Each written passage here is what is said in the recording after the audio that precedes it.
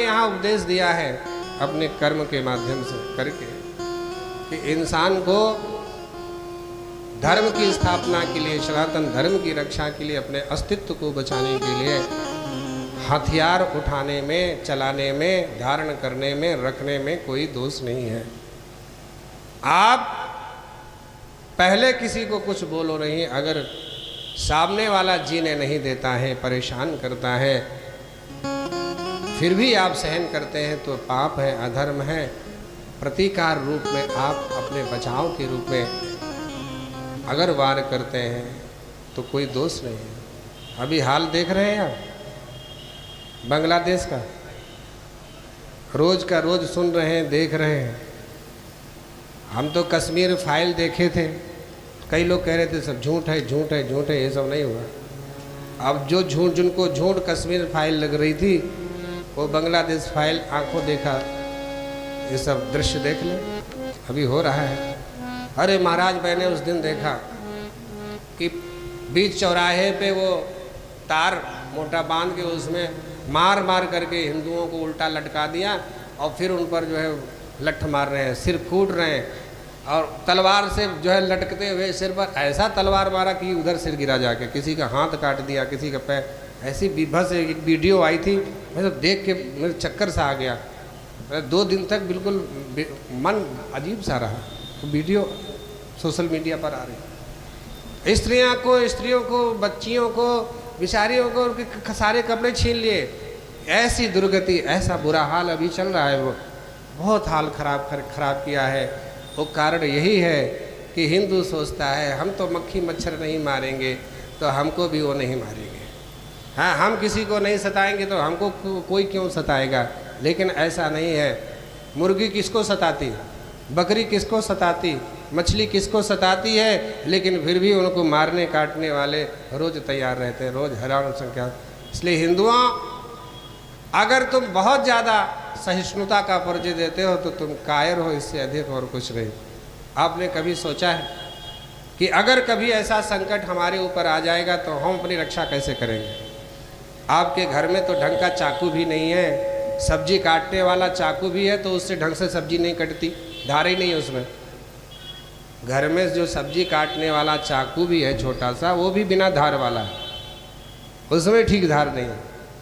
तो इसलिए हमारे सनातन धर्म में तो कई जगह लिखा हुआ है और लीलाओं से देखने को भी मिलता है, शास्त्रों के ज्ञान के साथ साथ में शस्त्रों का भी ज्ञान रखना चाहिए। और हर सनातनी हिंदू के घर में ऐसे आतताइयों से निपटने के लिए शस्त्र भी होना चाहिए। शस्त्र रखना अपने बचाव के लिए कोई पाप नहीं है, क्योंकि दुष्टों का कोई भरोसा नहीं है। धीरे धीरे टिड्डियों की तरह, मक्खी मच्छरों के लिए हम लोग तो महंगाई कर रहे हैं और वो अपने परिवार को बढ़ाते हुए चले जा रहे हैं। क्यों? क्योंकि उनकी भविष्य की योजना यही है कि इस देश को फिर से गुलाम बना देंगे। अब मोदी जी ने मंदिर बना दिया, दुष्ट कह रहे हैं कि मेरी सरकार आने दो, मंदिर को गिराकर हम यहाँ पर मस्जिद बना देंगे, अस्पताल खुलवा देंगे, ये कर देंगे, वो कर देंगे। तो दुष्टों का कोई भरोसा नहीं है। हिंदू बहुत लालची है हकीकत में। यहाँ इतना बड़ा भव्य दिव्य मंदिर बनाकर इतनी आजीविका का साधन बना दिया और यहीं से हरवा दिया। यहीं से मोदी जी को यहाँ के लोगों ने हरवा दिया, इनकी आजीविका का साधन जुटाया। इतने लोग पहले नहीं आते, 2006 में नहीं थे कोई, उसमें 22 में जब हम आए थे, और 24 में ऐसा आनंद बरस रहा है। सबकी आजीविका बढ़ गई, सबका व्यापार बढ़ गया, सब काम धंधा बढ़ गया। और लेकिन फिर भी जिसने इतना काम बड़ा कर दिया वहीं से हरा दिया। तो इसलिए हिंदू जब मरेगा तो अपनी दुर्बुद्धि के कारण, अपनी कायरता के कारण मरेगा। नहीं तो हम इतने हैं, वो उतने, मुट्ठी भर है, फिर भी डरपोक बनकर वो थोड़ा घुड़क दे तो हम बिल में घुस जाते हैं, घर में घुस जाते हैं, सर लटका के चले जाते हैं कि हिंदू रास्ते में पिट रहा हो तो दूसरा बगल से निकलता रहेगा, बोलेगा कुछ नहीं, न बचाएगा। हिंदुओं के विनाश का कारण कोई और नहीं, हिंदू ही है। बहुत ज़्यादा सहिष्णु होना तुम्हारी कायरता की निशानी है। हर हिंदू के अंदर अपने अस्तित्व और आदर्श की रक्षा करने के लिए अस्त्र शस्त्र रखना चाहिए और पैना धारदार रखना चाहिए। वो भी रखना चाहिए, ये भी रखना चाहिए। अवसर आने पर काम लो, नहीं तो अपना रखा है सुरक्षित।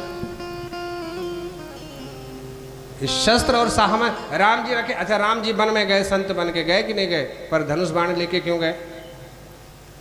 क्यों?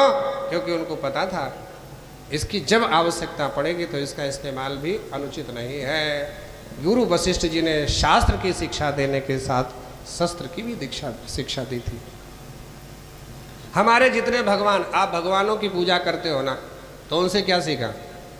जितने भी भगवान हैं, राम जी धनुष बाण रखे हैं, शिव जी त्रिशूल रखे हैं, कार्तिकेय जी के भी पास हथियार है, गणेश जी के पास भी अंकुश हथियार है, माँ दुर्गा के पास कितने सारे हथियार हैं, भगवान कृष्ण के पास सुदर्शन बंसी है तो सुदर्शन चक्र भी है। महाभारत में प्रकट किया था, कई जगह पर प्रकट हुआ। शिशुपाल को सुदर्शन चक्र से, दंतवक्त्र को सुदर्शन चक्र से। तो पहले बंसी बजाकर मनाते, नहीं मानता तो फिर सुदर्शन चक्र का इस्तेमाल कर देते हैं। हमारे जितने भी भगवान हैं, सब एक हाथ आशीर्वाद के लिए उठा है तो दूसरे हाथ में अस्त्र शस्त्र भी है।